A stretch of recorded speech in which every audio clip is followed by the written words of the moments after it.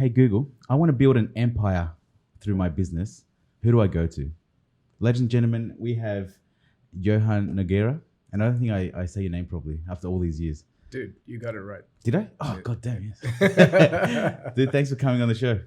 A pleasure. I'm glad to be here. Yeah. So we've been friends for a while. How many years now? Yeah. Since, I want to say 2012. I was going to say the same. Yeah. Yep. I think maybe 2011. Okay, cool. When I started building my businesses. But we only met like in person 2 years ago? Yes. We became real friends Yeah. a year and a half Yeah. ago. Yes. But virtual friends, it's always a nice thing. Facebook friends. Yeah. Facebook friends is great. Yeah. It's where you give your most intimate details to people. Well, it's really good because people know everything about you, so you get to skip all the small talk. They're That's like, true. Hey, you got a kid, you got 2 kids, true. you got a dog, I love you, Staffy, all that stuff. That's all true. good. And how do you make friends like overseas? Me? Like I mean, Oh, yeah. that's how you become real close friends. And Exactly. you have somewhere to stay when you go to Sweden or. Well, we already know you got a thing for blonde hair and blue eyes, right? Well, I've only just found that out. Plays it safe. I like it.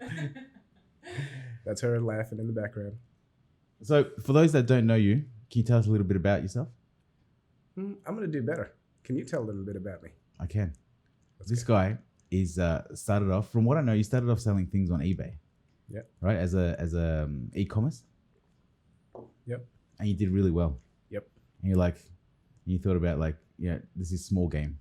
Yep. And then you went big game. I did. And then you were living in a apartment. Yep. In South Bank. Correct. South Bank. Yep. And it was actually the building. There we go. When you told me about this, Yes. it was actually the building that I helped to designed as a graduate engineer, the lighting for the No foyer. way. Really? Yeah. You did very well. Yeah. I Thanks, enjoyed man. the lighting. It was the lighting where it's like, it's jagged. It's not really Yeah. uniform. Yep. Yeah, I did that. Cool. Well done. Yeah. And then, so what you did is you kept getting pieces of paper, and correct me if I'm wrong, but No. You got the story. Go for it. you kept getting pieces of paper to be informed about things that were happening under the door. Yep. And you're like, this is killing trees, and you thought there has to be a better way. Yep. So then you started to design apps. Yep. That help to distribute information. Yep. To the people living in the apartments. Correct. So every day I'd get 2 pieces of paper under the door, and it would say, your windows are getting cleaned, your carpets are getting cleaned. Twice a day. After a month, I've got an inch of paper sitting on my desk. Yeah. I go up to the building manager. I go, man, how much is this costing me? He goes, $1 per sheet. $1 per sheet, twice a day, 500 apartments, $1,000 a day, wasted, $1,000 a day. plus all the trees, right? So I said, why don't we build an app? Just send out 1 push notification. Job done. He goes, I know what that means, but you're a brown guy. You must know this stuff. Let's go with what you were saying. Let's build an app. So that's how it all started. And just for those listening, he's brown because he's half Indian, half Brazilian. Portuguese. Oh, dude, why do I keep thinking Brazilian? It's all good. It's because I can shake my booty. Do you want to show us how you? Dude, I love the story of if we can tell the story of you and your wife on your honeymoon. Yep. I love this story Cool. because it's someone set you in line. Yes. Someone put you in line to get shit done. So I'll give you a bit of prelude to that. I went to this seminar, and in this seminar, I heard this thing which changed my perception around relationships. Mm-hmm. It said, if you're fighting, when you're out there every day, you're fighting against the world, right? When you go home, you cannot be fighting again. If you're fighting the world, and then you come home and you're fighting again, you're never going to achieve your dreams. It's going to be a long, drawn-out battle. So you need to find somebody who knows your vision, who's going to support you through everything, and who believes in you. And at this point in time, I was seeing a girl, about to get married actually, and called off the wedding 1 month before. Yeah. Wow. Wow. And then I said, and I listened to another tape, and it said, hey, write down the 100 traits that your ideal partner needs to have. And just if I can just chime in there, doing that, you got a lot of backlash from family. Oh, hell yeah. Because it's very traditional to get your ducks in a row. Yeah. Family, family pressures, blah, blah, blah. You're embarrassing the family. And everything was paid for. Exactly. Jeez. Doesn't matter. It's in the past. It's my You life. bring shame to the family. Yes. They're very proud right now, so it's all They good. are very. They love you a lot. Until next time. So, so you know, identifying the exact traits in the ideal partner is life changing. Because I'll give you an example. So in there, I wrote down athletic. Now at this point in time, I was chubby. So hey, how am I going to attract an athletic woman when I'm chubby? So I had to go to the gym to become fit. Because in order to attract that right person, they have to find me attractive too. Yeah, right? that's So true. anyway, that's one thing, and you can imagine how hard that is, right? The transformation. So 100 things. For 4 years, I stayed single until I found the right woman. So when I say stayed single, it was like, nope, nope, nope. You have a lemon law. You're like, nah, sorry, you don't Fit the meet criteria, you don't yeah. fit the criteria. See you later. I'm not gonna. You only have one life, right? You're not gonna sacrifice. So 4 years later, I meet Kyoko at our friend's wedding. And then from there, and that's a whole nother story. But now I'm going to skip 2 years ahead where I get engaged. We get engaged, we go to this hotel.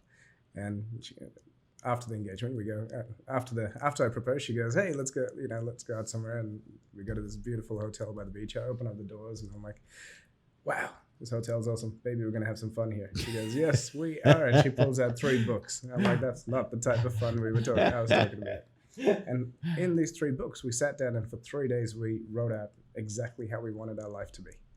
That moment was a defining moment. That moment changed our lives because we created a new reality. It didn't exist before, but we wrote down exactly how we want our finances to be, exactly how we want our companies to be, how we're going to raise our kids, how we're going to have our friendship circles, who's going to be in there, who's going to be out of there. Because you can imagine, we all accumulate a lot of friends through our lifetime, but then how many of those friends serve your purpose? Who are going to be with you along the long journey? There's friends that you picked up when you were a teenager or when you're 20 years old or whatever, and you love drinking and partying and doing all that, but are they part of your future legacy? Yeah. So there's things that you had to remove, and it's hard. So just like, if you have a girlfriend and when you break up, you're like, oh my God, I'm never going to find anybody like her again or whatever it is. And then 2 weeks later, you got another girl, right? Yeah. So you always upgrade. So even with your friendship circle, you always have to keep. Upgrade. Yeah. So I'm not saying upgrade as an upgrade in order to, you just want to be surrounded by like-minded people, with people who have the same vision and the same goals as you, because then you become more powerful. The vision gets more power. Absolutely. So by doing that exercise, what was it, 6 years ago now, I think, it changed our destiny because we created our new reality. So what more do you want me to share on that topic? How do you think she changed your life? If you never met her, do you think you'd still be? Man, if I never met her, I'd just be partying and drinking. Yeah. She's got structure, systems. When we started dating, she'd rock up to my house at 12 o'clock in the afternoon and be like, hey, you want to go out? Let's go to the Great Ocean Road. I'm like, are you serious? Like, I've got a business to run. She's like, I got a business too. I'm like, okay. I'm like, right, sure you got a business. What do you sell? Lemonade on the weekends? That's what you thought. And then, a couple of days later, she rocks up again. She goes, want to go for a picnic? I've packed a picnic basket. Let's go for a picnic. I'm like, baby, I've got to work until 10 p.m. tonight. She's like, oh, all right. Sad and disappointed. And then I'm like, you know what? We need to have a talk. Are you a real business owner? Because I don't see you ever working. And she's like, well, during the day, everybody's working, so I get to enjoy all the beautiful things around. And when I want to work, I'll work. And usually she'd work for 3 or 4 hours at night. And she had all these people working for her. I was like, I have all these people working for me. She goes, yeah, but you're not a business owner. You're self-employed. I went, whoa, Yeah. Whoa. Yeah. I'm like, so tell me what's it like to be a business owner? She's like, well, you have to have all these systems. And she goes, if I want to take a holiday, I can. I'm like, oh, shit. You're right. If I go take a holiday, my business starts to. Yeah. So then I got into systems, processes, people management is huge. Having the right people in your team is just paramount because you can now clone yourself. And if you have to take 3 people to clone yourself, do it. Yeah. Yeah, absolutely. Because there's nothing more important than time. Time is our most valuable resource. That's the only thing you can never get back. Yeah. I realize that as I get older, I realize that time is so limited. Yes. Like yesterday, for example, Aliyah, who is here, she's listened to our conversation. We were talking about how long we want to live. Yep. Like, and we have this thing where like, I want to outlive her and she wants to outlive me. Right. So we incorporate that into our life, like eating better, exercising and all these things so that we can live for as long as we want. For sure. But like life expectancy is 70.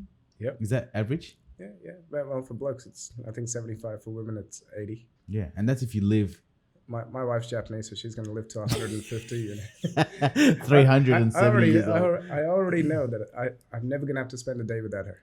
Touch wood. Oh man, isn't that the saddest thought? Like to think that the person that you love is not going to be around forever. What do you mean?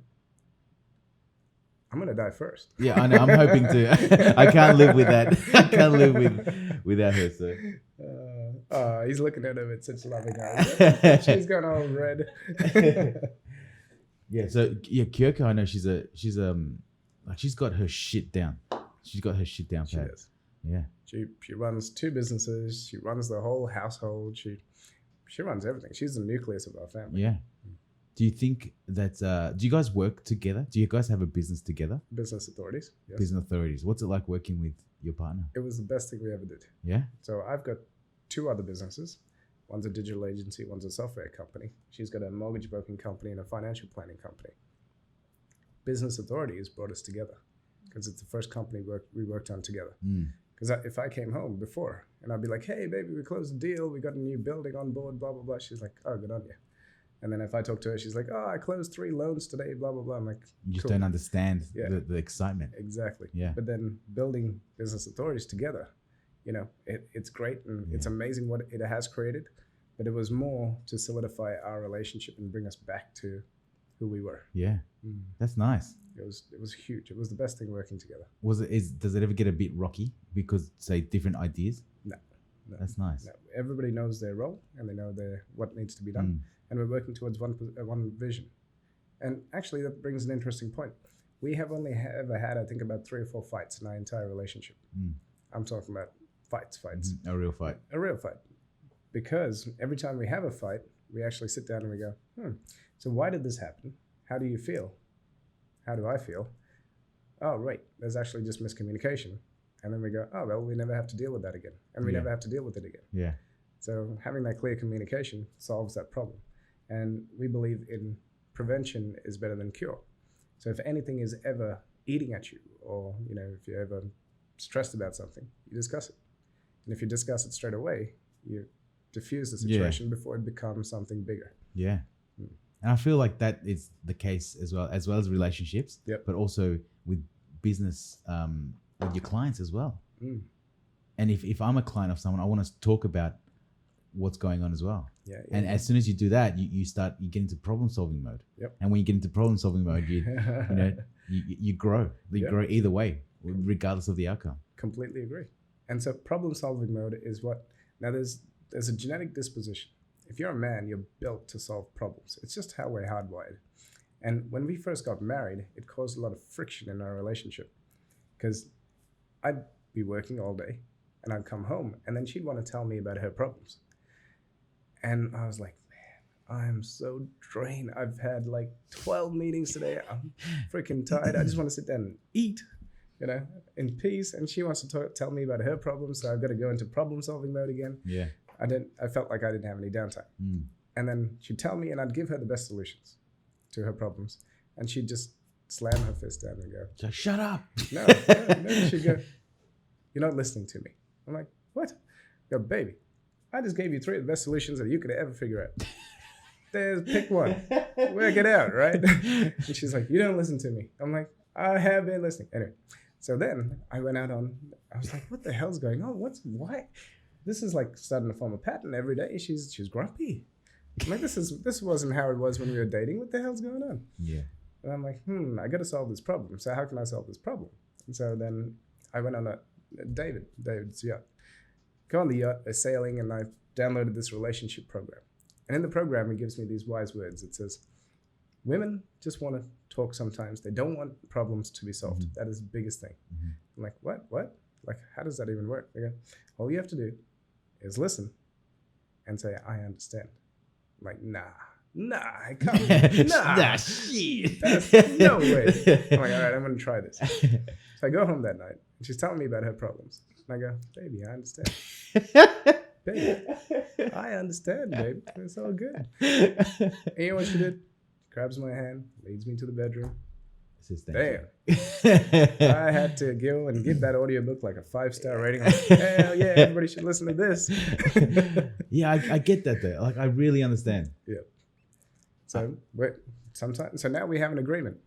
So now when we talk about this stuff, before the preface of her saying, I have a problem, I go, do you want me to solve it or do you want me to just listen? She goes, just need you to listen. Yeah, cool. And then she'll talk and she'll tell me everything, and I'll be like, baby, I understand. That's nice. I'm here for you. That's nice. That's growth. That's personal growth for the relationship, not personal growth for yourself. Yeah. And that's really nice. Is it the same way the other way around? Does she feel like she shouldn't just listen? She has to solve your problem? No. Because it's like the opposite. So we're different. Like, so I'm different. I'm not going to generalize about all men, but when I have a problem, I'll go and spend time on the toilet. I'll sit down until I figure that out. That's that's my throne. I'll sit there. She'll be like, what are you doing in there? It's been 20 minutes. I'm like, baby, I'm thinking. Maybe.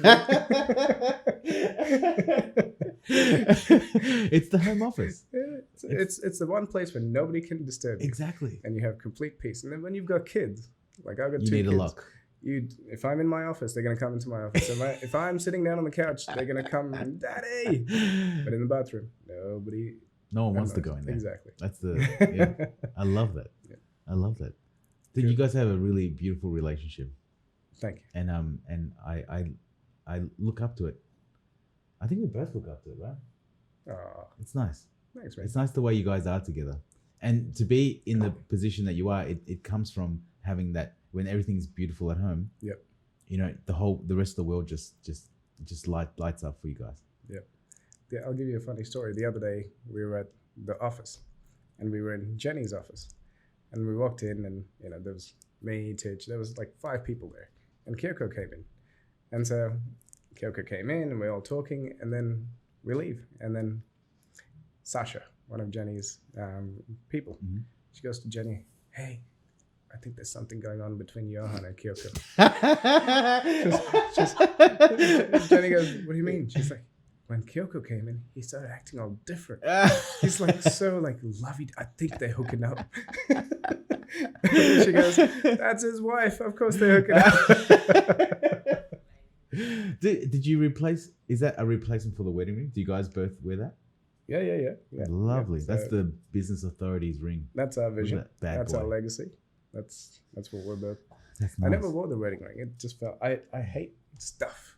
Me too. I don't like stuff. Yeah. I don't like having stuff. The more stuff I have on me, the more I feel like get clunky. Yeah. I feel that. So watches and all this stuff. I'd rather just be butt naked. No, I'm joking. I know. I get that. I feel the most at ease when I'm not going there. You had this conversation. Buck naked. No, actually that comes down to a phrase. So it's a phrase, a belief that the more stuff you own, the more stuff owns you. So I'm not talking about little things like this. I'm talking about material possessions. When you're young, you feel like material possessions are, I'm going to show off. I'm going to show everybody. Look, I got a $5,000 jacket. I've got this. I got this car. I got all that. But then you soon realize that the more stuff you have, the more stuff that you have to look after. Yeah. The more stuff that you have to look after, the more it drains you from actually thinking. Yeah. Now, this is an epiphany I had a couple of weeks ago. I said, what do the wealthiest people in the world have that other people do not? And the answer is, it's time to think. Oh, I like that. Now, when you have time to think, you can run simulations in your head about all these different scenarios. Time, back to our first comment, time is the most precious resource in the world. When you have time to think, you can predict the future because you can create the future. Yeah. Right? And so buying time is the best thing that you can ever do. And to buy time, you replicate yourself. Exactly. And in order to replicate yourself, you need systems, procedures, policies, a good team. I mean, we built a new company, by the way. I don't know if I told you. The one that with Eric? Yeah. Yeah. So, dude, tell us about it. please use this platform to tell the world. It's all good. I don't need to tell the world. It's just the world comes to us. That's true. So we built a new company. I like that. This new company started in October 2019. By December 2019, we had 2 million in the pipeline. Wow. We don't even have a freaking website up yet. Wow. And by the way, we're a digital agency, which is quite funny. But so how that came about, now I've got another digital agency, which is called My Alliance. That's been in existence for 10 years. So I gave somebody the definition of the differentiator between the two. He goes, why the hell do you have two digital agencies? I said, well, My Alliance is like, have you ever been to a Chinese restaurant? Mm-hmm. How many items do they usually have on the menu? Heaps. Like a whole book. Yeah. And how many do you think, roughly? I'm going to say 100. There's usually like 100 items, right? How much profit margin do you think they make on those? Chinese, they're good business people. but so what I'm getting to is they're high volume, low profit. Yeah. Now this new digital agency, it's high value. It's focused on the value that we add to the marketplace, and it's like Heston's. There's literally 3 things on the menu. You can either have an app, automation, or strategy. That's it. 3 things. So that made the biggest difference. One company with 100 items, which I built with no business acumen, and I built everything from scratch, to the fourth company with just 3 things on the menu. Yeah, we had this discussion the other day. You said your agency, you had 70 something products. Yep. And then you brought that down to 5. Yep. And you made more money just having 5. Exactly. Yeah. So productization is the key. It's huge. Because when I started the company, people were like, oh, I need a website. Cool. Oh, where's your logo? Oh, I need a logo. Okay, cool. New menu item. Oh, I need, email marketing. Cool. Oh, I need Google Ads. Cool. I need Facebook. Yes, done. I need brochures. Done. And they just keep adding on. We're like, yes, we can do that. We can do that. We can do that. We can do that. We can do that. You became the problem solver instead of, hey, you need that. Go to that guy. When you're done, come back to us. Yeah. Because this is what we're good at. Yeah. I that's one of my biggest problems. I always tell you, like we have whenever we bring on a new client, we have a blank canvas. Yep. And I know you laugh at that inside because you're just drilling yourself into the ground. But I feel like the problem solving was our business, but it's not. Yep. It's not. We've restructured now so that we've broken it up into 3 sections. Yep. So like the physical work, the digital work, yep.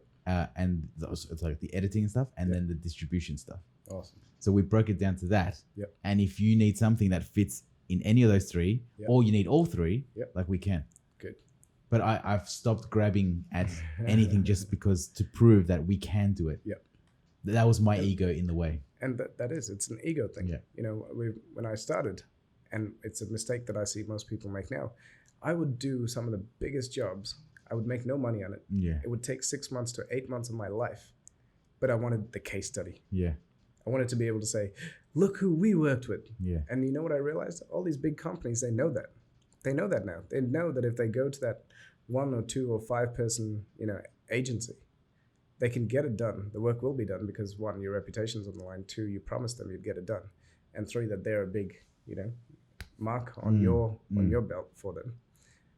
So stick to your guns. If there's any advice I could give to past Johann, it would be like, don't worry about getting those accolades of, ooh, I worked with these people. It's just do what you're good at. We took on a big name client, like international client, and our profit margin was like almost non-existent. But because of exactly what you said, said like it's the having that brand under your name as a case study that potentially brings on other work. So I mean, you can see it as a marketing expense. Yeah. But it's just absolutely not worth it. But 8 months of your life, my friend. Exactly. Yeah. For us, it was. Yeah. The whole thing about automation and having a system like to automate people. Is I kind of like that. It's kind of nice because I look at the McDonald's way of doing things, and although not all things apply, but it's nice that they segment each task. And for a small company where you need to leverage as much of someone as you can, their skills, we tend to give them, say, this work and this work and this work because you can do it all. And then they get jumbled up, or they do the tasks that are easier and they leave the tasks that are harder. Yep. And then that seems to be a bit of a problem. Yeah. McDonald's was my longest job. From 15 to 21, I worked at McDonald's. Yeah. And it taught me about attitude. Yeah. Because as soon as we walked in the door, they said, whatever happened outside those doors, does not matter. You're here. It's a happy place. Look at the clown. Be like him. And you'd sit down. They'd always have training in the training rooms. You always watch. You're getting programmed, right? At 15, to have all of this structure. Yeah. Like, how many people have that in their businesses? Yeah, none. Hardly any. Yeah. Imagine if you did. Imagine if you had that, training going on in the background. Anytime you wanted, actually, I'm going to upgrade. I'm going to learn this new skill. Oh, you learned this new skill. Guess what? Now you can go and work at drive-through because now you can be customer facing. And well, those were the rewards. The people who worked at the drive-through were like the coolest people. That's awesome. That's awesome because it's not a monetary reward that you're not there for the money. You're there you for the reward, that small reward. Yep. Oh, that's cool. Yeah. That's really cool. All right. We're back. Dude, I love the ring that you have. Thank you. Can you tell me what I love about business? So for those that don't know, you're the CEO of Business Authorities. Oh, Yep. Look at this. That's the privilege. Oh, that's heavy. It's real gold. Is it? Hell yeah. Damn, that's nice. That's what Ben and Vanessa made that for us. Yeah, Ben and Vanessa, they make jewelry. Yeah. Look at that. I don't know if you can see that, but that's pretty cool. I like that. Thanks, man. So you're the CEO of that. What I love about it and what attracted me to it was the all the good stuff that you're doing with the income that's coming in. So part of it is sent to B1G1, which is buy one, give one. Yep. And that's an organization that allows companies, and I love that they streamlined it. That's really awesome. Made it easy. And transparent. So we know that every dollar that we send over to whichever cause we want to support, 100% of it goes over to them. So they have a list. They have a list of organizations that or charities that you can donate money to from your events. Causes rather than charities. Causes, yeah. So if you're a business and you want to pledge X amounts from every sale. And the best thing is you don't even have to tell people that you're doing it. You do it after the fact. Because you don't want to say, hey, Nick, when you buy this, $20 goes to blah. Because then you're like, oh, okay, well, I could have given them $20 anyway. Yeah. But if you make a purchase from us and then you get an email saying, hey, Nick, thank you for buying a ticket to our mastermind event. By the way, because you bought your ticket, a child in the Ukraine got clothing for the winter. Yeah. That's pretty damn good. So and you didn't even need to know about it. Yeah. So just to give an example or context, rather, what has Business Authorities done or given back? Awesome. So let me preface it. So there's different businesses are built for different purposes. Yeah. So I've got businesses. So my digital agencies are built for cash flow. That's their purpose, to create cash flow, which then allows us to invest. The SaaS company is built for equity, so that it can realize a certain valuation, and then you can sell down your shares. And so that's a long-term strategy. Business Authorities wasn't built for profit, and it wasn't built for cash flow. It was built for impacts. It's created for legacy. It's created to do good in the world and to empower business owners. So in the last year, that Business Authorities has gone live. It went live on, I think, 18th of January, 2019. In that 1 year, we've made 1,080,000 impacts. Now, what is an impact? One impact is... So can we just say that again? 1,080,000 impacts. So that's 1,080,000 people have been affected by Business Authorities. So that means, as I gave you the example before, you bought a ticket to the mastermind. When you buy that ticket, one person got clothing for winter. One. That's amazing. There's 1,080,000 people. Yeah. And the first year of business is always the worst year because you're building all the foundations. It's the hardest. It's the hardest. But once you get momentum, it grows. Yeah. So our target, because we achieved 1 million this year, it's like, wow, if if we can achieve 1 million, what can we achieve next year? So our goal this year for 2020 is to hit 10 million. Mm-hmm. And so we can do that with all of our community. And so we need to now empower our community and say, hey, if we did this, one, we'd never been in the event space. We've never been in the education space. It was a completely new business model. And I did it because people said you can't do it. I said, well, I'm going to enter it and disrupt the industry and create some good in there. Because I don't know if any of your listeners or whoever, if you've ever been to seminars, if you've ever been to any events, all they do is they just pitch.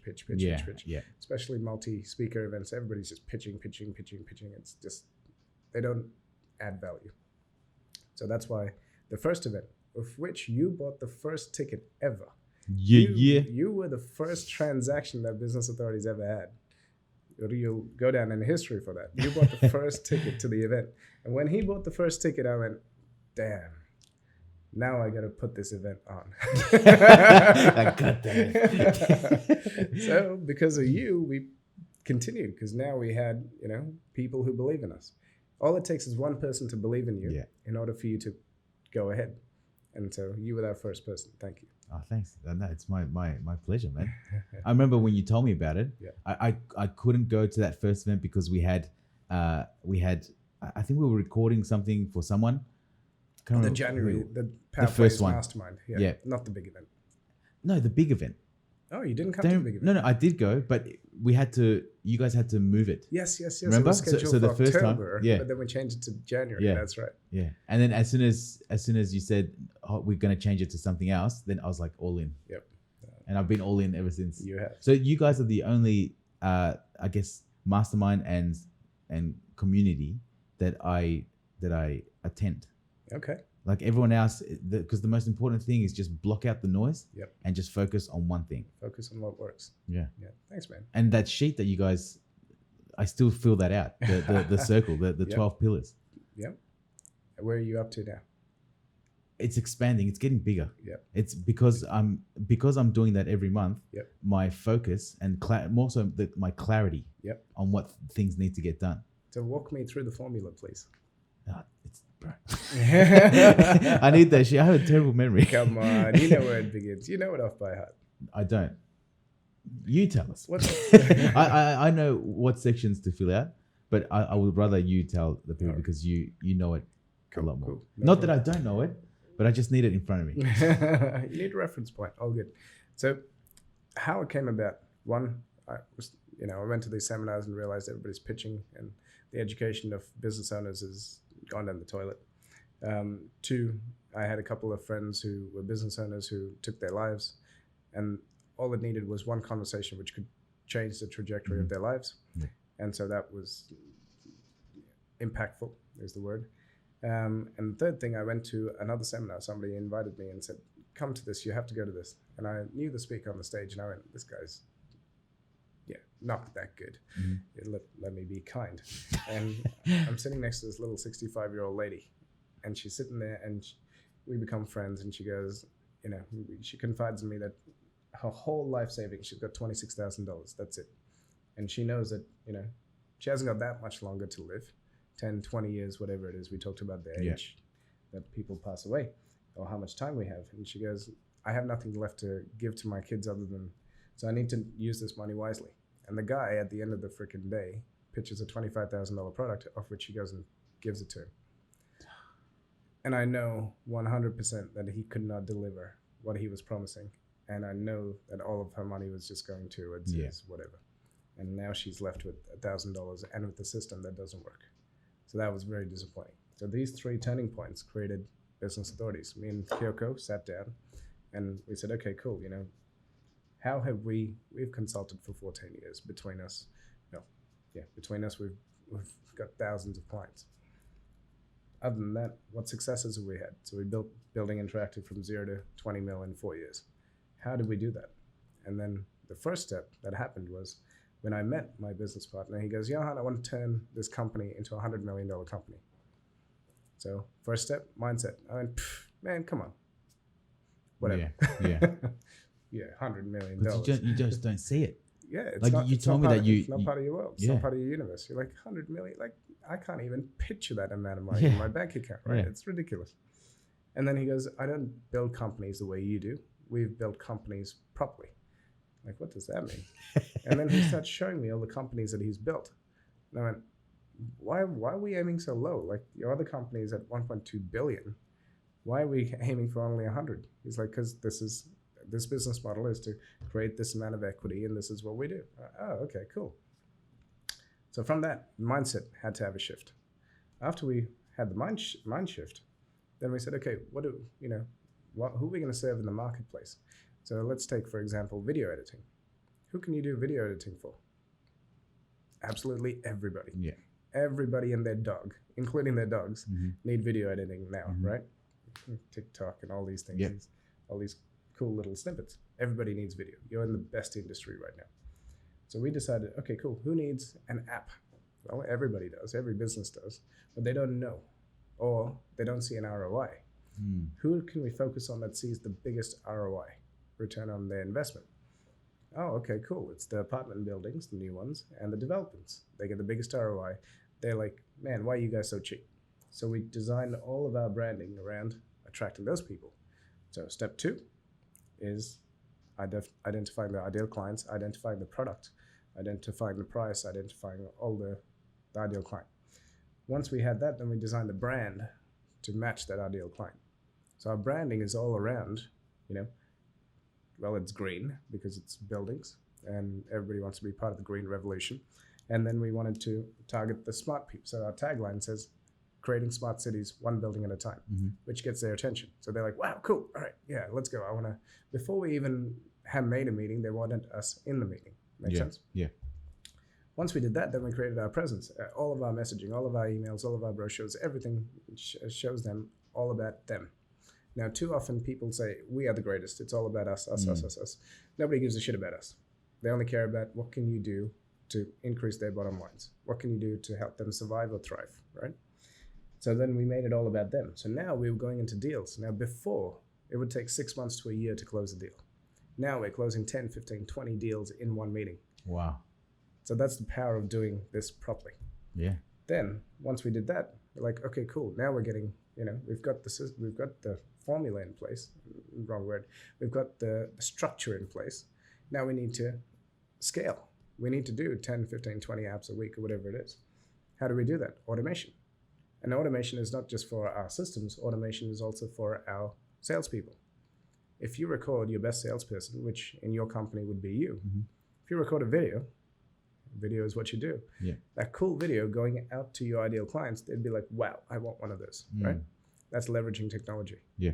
So that's what leveraging technology is. It's you're using the tools that we have. We've had iPhones and these awesome phones since 2007. How many people right now are using video in all of their marketing and client acquisition? Hardly any. Yeah, not many. You're in the best freaking industry there is. So now we know how to leverage technology. Now we need to increase the sales, compound the sales. So hey, you're already here. You already, do you want these few upgrades? Yes, I do. Increase the lifetime value of the client. Done. And by doing that, you're extending their lifetime with you, and you're giving them exactly what they want. So you're adding value to them. By this stage, once you get to this stage, you're no longer working in the business anymore. Now you're working on the business. Yeah. Now you systemize and procedurize. So you mentioned McDonald's before. That is the McDonald's theology, formula, whatever, philosophy. Yeah. McDonald's. Have your business run so a 15-year-old could run it. Imagine if a 15-year-old could pick up the phone and talk to your clients right now and say, yeah, sure, I can get the videos edited for you. This is what, which blah, blah, blah, blah, blah, of whatever you need to say. How amazing would that be? Yeah, absolutely. So aim for that. Once you're working on that, once that's all done, you can now open up franchises all over or license your IP because now you've created intellectual property. How many other agencies would want that exact IP? Makes sense? Yeah. So brings in the money. Well, it gives them more time. Exactly. They'll whatever it is that you've systemized. They'll pay you for the IP. They'll pay you for the systems. They'll pay you for the structure of how you built it. Then now you can go, because all your systems are working, now you can just go and work on your business. PR, joint ventures. That's it. Yeah. Focus on those two. And a big one is also going back into the systems and finding out where you can improve them. So most people just create a system, and the first one's always going to be shithouse. Yes. right? But key, it's better than nothing. Yes, yeah, that's right. Yeah. But the key is to go back and Correct. improve. And if people are fighting in your business, Yep. right, for say something went wrong, Yep. right, they blame the system. Yep. They don't blame each other. I don't know about that. The systems are usually working. It's people that cause the problems. But doesn't that mean you have to go back and figure out why that's happening? Yeah, and that's you Yep. just make that system a lot better. So after Hiroshima, the Japanese became the manufacturing hub of the world. Mm-hmm. And then they invented this system called Kaizen. So Kaizen is a methodology where they would have the factory running and they'd run it at full ball until something broke. And then they'd fix that part. And then they'd run it at full ball again. And then something else would break. And they'd fix that part. Yeah. And so every day they were optimizing, right, the business. And so that's why they became the world's leading manufacturing hub. That's now awesome. China's taken over that. Yeah. But that's called Kaizen. Yeah. So you have to practice that in your business. So as you keep adding more and more and more and more, one thing is going to blow, one thing's going to break. That's what you need to fix. And once you've fixed it, it's going to be fine until the others break. And so you're constantly working, a constant never-ending improvement. I want to ask if for a company that doesn't have volume coming in to test that system at full bore, what number would you say? Like you've tested it 3 times and something broke. Is that enough to say this is broken, or is it just keep going? Just keep going until it breaks.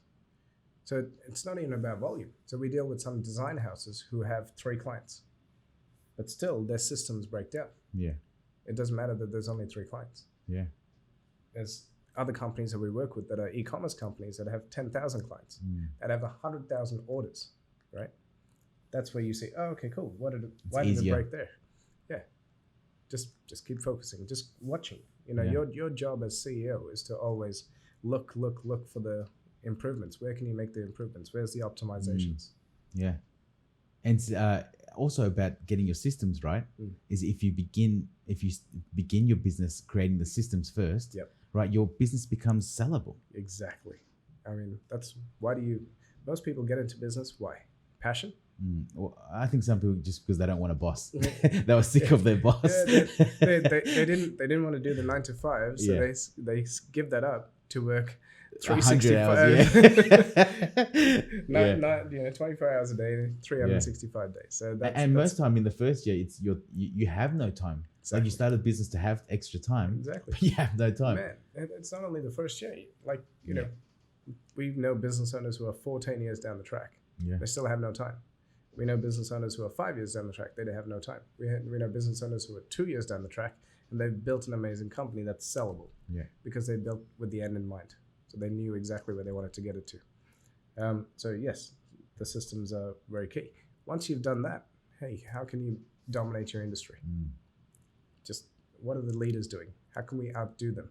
So now you're competing against the top guys, but you're competing against them with different methodologies that they weren't used to.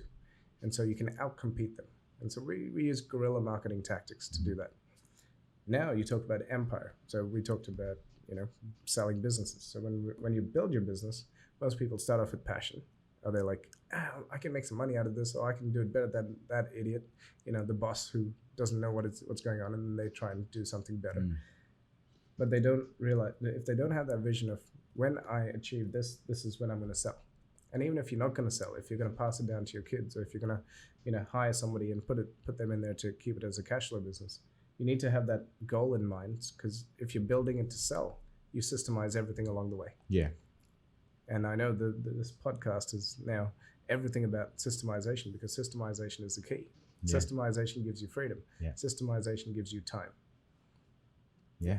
And I like the idea that you are so much more attractable to someone that sees bigger growth because you've got the systems in place. Yep. I love that. Exactly. And also, if I can just chime in with business authorities, it's those steps, right? It's you have specialists and experts that guide you in those each little section. Correct. Like I know Fabian in sales. Yes. He's amazing. He is the best. Like I have never met anybody better than him. Yeah. He's just such a hardworking. He's an animal in that industry, in sales. he's just one of the best people on the planet. Yeah. That's But how people it is. think sales, people think like Grant Cardone, sleazy scumbags. Cardone. Yeah, I know. Exactly, because I haven't seen Fabian yet. That's why. Yeah. But I love that and Jenny Junkia for, Scaling. Yeah, scaling. And so that's another thing. A lot of your listeners, they are amazing at what they do. Mm-hmm. And this is what business authorities is about. You are an authority at what you do, but you need all the other pieces in order to fulfill your legacy. You need what? So I keep telling people like Fabian, like, dude, you got morons like Cardone out there. The reason why they're out there and they're making the money that they're making is because they're making the most amount of noise. Yeah. They don't, what's the thing? It's the smart people who sit there and analyze and go, I'm going to perfect this. I'm going to make this right. I can't put this out just yet. People might think blah, blah, blah. Yeah. They might think I'm not that smart or whatever it is. Whereas Cardone, now I'm not ragging on Cardone, but seriously, that dude just opens his mouth and just... Yeah. Yeah. But he's always there. He's always noisy. Yeah. And then eventually people, it's the same as Trump, right? They just talk. And you're like, I'll just buy that. Yeah.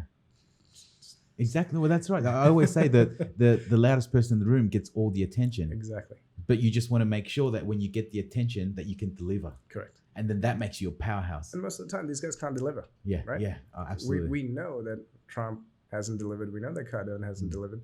But they're out there making so much noise that they're attracting new people into the top of their funnel. That they're churning. And the people who they're burning, they don't really care about anyway. Yeah. Exactly. And I find a lot of people that their businesses isn't really going anywhere. Like, even though they're exceptionally good at what they do, they don't have the sales or they don't have the business mind. They might be really good at one thing or several things in the business, but they're not good at putting themselves out there. Yep. And then us as consumers, we think, nah, he's maybe not that good at what he does because he hasn't got 20 million customers. Exactly. But really, you're missing out because he is or she is the best at what they do. Correct. And so business owners, there's three types of people. There's artists. Most business owners are artists. They love what they do. They take passion. That's their purpose.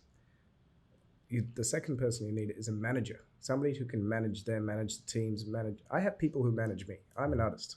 I love to create. I don't like to do all the stuff, the managing of everything. But I've had to in the past, but now I have people who do it for me. And then the third one is the entrepreneur. So that's the person who builds it to sell. Yeah. And they'd say, hey, you know what? It took 2 years of my life to build this business, but I'll sell it to you for X. If you said that to the artist, you said, yeah, and the artist would be like, hell no, I'm not selling my business. That's my baby. Yeah. You talking about my baby? You want me to sell you my baby? Shit, no. So artist, entrepreneur, and the manager. You need these three people in the business in order for the business to work. Mm-hmm. We were talking about, we went to see Tony Robbins. Tony Robbins is an artist. He only got successful 20 years ago. So he shared this on stage. And he was broke. At 20 years ago, he had nothing because he was an artist. He loved doing what he did. But he did not know how to manage his money, how to manage his finances, how to manage his teams, how to manage his knowledge, how to manage everything. Only when he got those right people there, those people then helped him accelerate everything. Because he is the best at what he does. There's nobody better than him. Yeah. Then these guys, they accelerated that because they could then amplify everything that he was doing.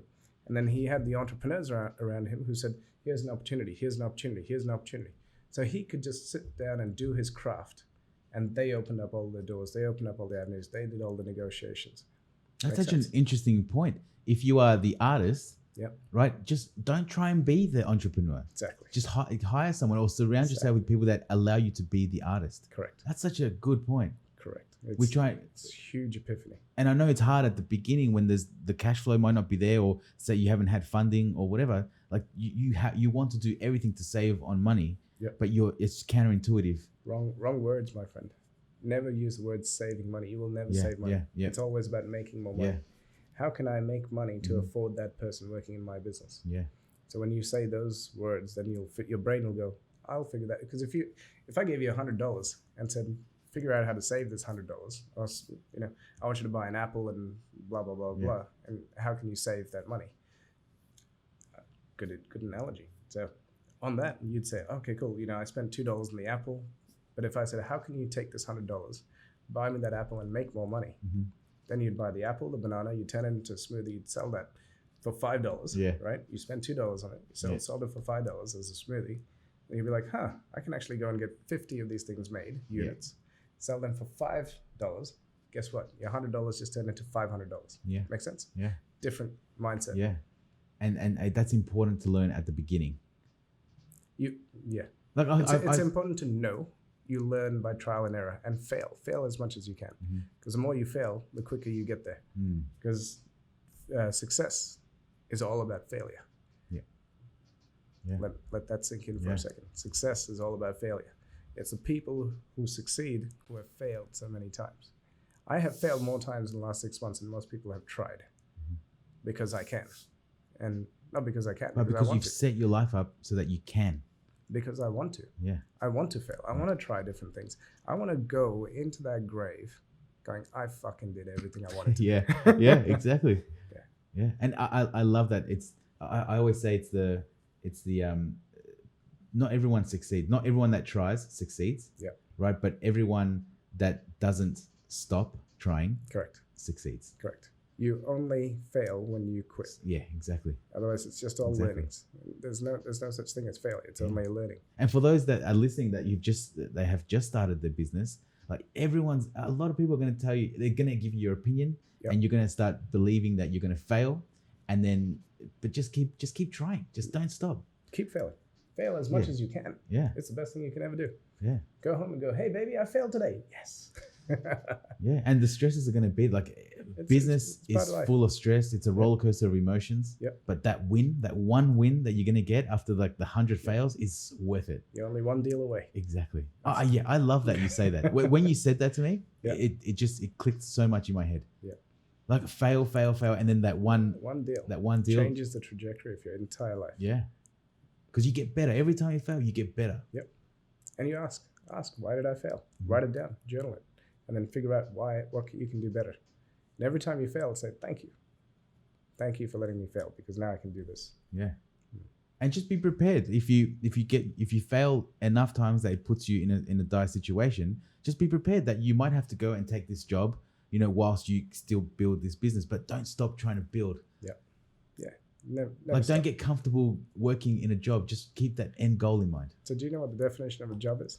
What's that? I mean, we all know it's just over broke, but a job is over broke. The job is the salary. The salary is what they pay you to sacrifice your dreams. Yeah. If you pay me $100,000, if you pay me $200,000, I will give up my dreams. But a true entrepreneur, you're never satisfied. Yeah. And you want to build that thing. And fail. Yeah. Try. The amount of things I tried when I started, I used to fail at so many things every month. It was great. It was all learning. Yeah. I like that. And I like, when you work for someone, you're exchanging your time for money. Yeah. But as an entrepreneur, you want to exchange your knowledge for money. Yeah. Because then that becomes... Well, again, that's a fallacy. Because what happens, so we're going back to the boss and the employee thing. You're like, no, I don't want a boss. And hey, I'm the boss, right? But what actually happens is you're not the boss anymore. You're the employee of 10, 15, 20 clients. Yeah. They're your bosses. Yeah. Right? When you think about it, because you're reporting to them, you're trying to cater to their needs and all those things. So when I realized that, I was like, oh, okay, hang on. But then I realized that's the way the relationship was, because they'd call up, they'd be like, I want this. I went, hang on a second. I became an employee. Yeah. And then I went, actually, no, you're paying me for my knowledge. That's not how you want it. This is how you want it. This is how we're going to do it. And this is the steps that we're going to take in order to achieve your end goal. Yeah. They go, yes, let's go with that. Then you became from the boss to the authority. Yeah. I realized that. I realized that when... Can a client call me at 11 at night and say, I need this done? Then I'm the employee. Yes. I'm not the owner. Exactly. So that's a hard pill to swallow. Man, it took me probably 5 or 6, probably 10 years to realize that, because I was a people pleaser. I wanted to please everybody. I wanted to have raving fans and all of this stuff. And so I would take calls at 10, 11 at night. I would talk to them about their relationships. I'd talk to them about, all these things, just to make sure that they were happy. And then I realized, hang on, by me spending time with them at all these weird amounts of time, I was stealing from my family. Yeah. I was tired for my family. I was skipping out on holidays for my family. I was robbing my family of me. Mm-hmm. So then I met this guy who said, you need to put boundaries in place. So now we have boundaries. In our first thing, we go, this is when we work. This is how we work. These are how many meetings we're going to have during this process. This is when the meetings are triggered. Put it in your diary. Nobody called me anymore. Everybody would check online and go, yes, thank you very much. Everything's done. Man, it simplified my life. But it took you 5 years to learn that. Yep. So I'm telling you now, just try and do it. Yeah. My man. Yes.